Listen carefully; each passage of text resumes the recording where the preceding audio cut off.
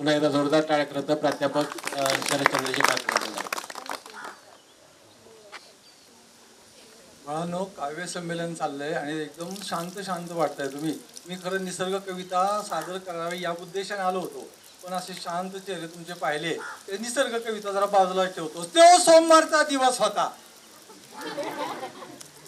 कवितेचं नाव आहे पाच नापास. आमच्या काळात गुरुजी यायचे, सगळी मुलं बसायची, वही घेऊन यायचे.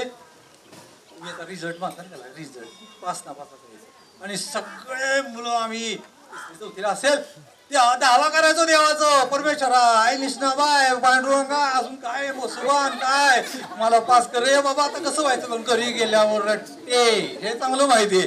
त्याच्यामुळं सगळ्या देवांनाच हे करायचं.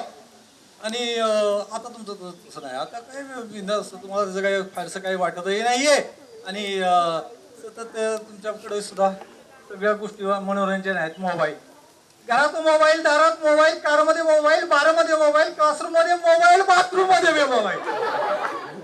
जाऊ दे, ते नाही मी सांगत, मला कवितेकडे यायचं ते जाऊ द्या मुलं. तर हे जरा तुम्ही थोडं शांत बसला होता म्हणून मी थोडंसं हे केलं बा.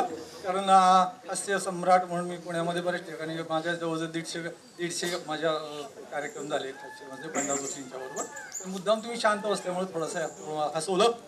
तर त्यावेळेस ते गुरुजी यायचे आणि सांगायचे चला आता मी पाच नापास सांगतोय, डोळे मिटायचे घट्ट, काय होईल काय होईल. आणि एकदम मोठ्याने आवाज यायचा, सगळे पास. धडाड पण धडा 5 मिनिटात सगळ्या शाळा रिकाम्या. धडा पास झालो घरी बोर्डात आडे देतं. हो बाबा आम्ही पास हे वाजलं पास झालो. चलो वाजलं कसं पास झालो काय काही वाटायचं नाही.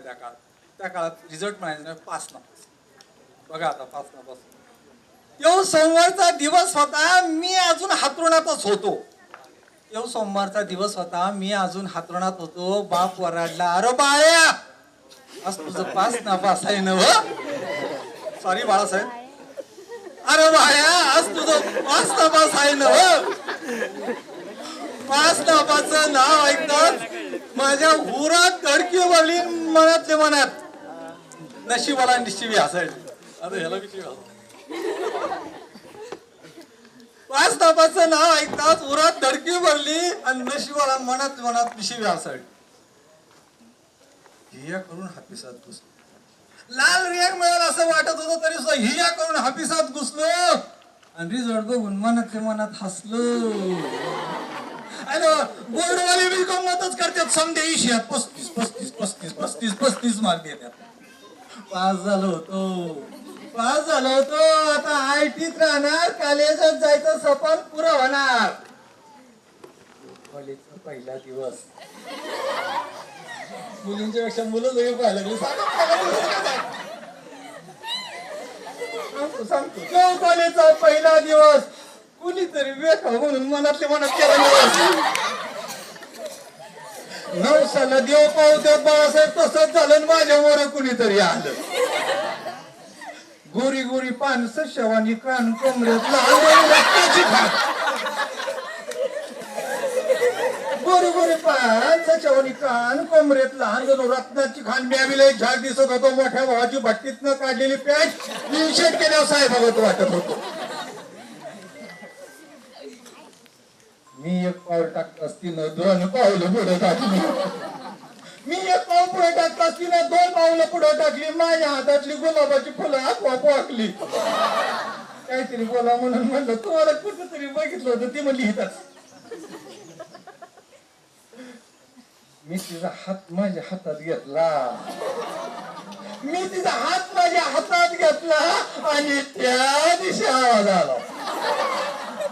डोळे उघडून बघतो तर बाप माझ्या मोर उभा होता आणि म्हणत होता, अरे बाया अरे किती झोप. आज तुझं पास नापास आहे ना हो. आज तुझं पास नापास आहे ना हो. उठ लवकर, आज तुझं पास नापास आहे हो. आज पास नापास. एकदम पास झाले बरं का सर. धन्यवाद काकडे सर.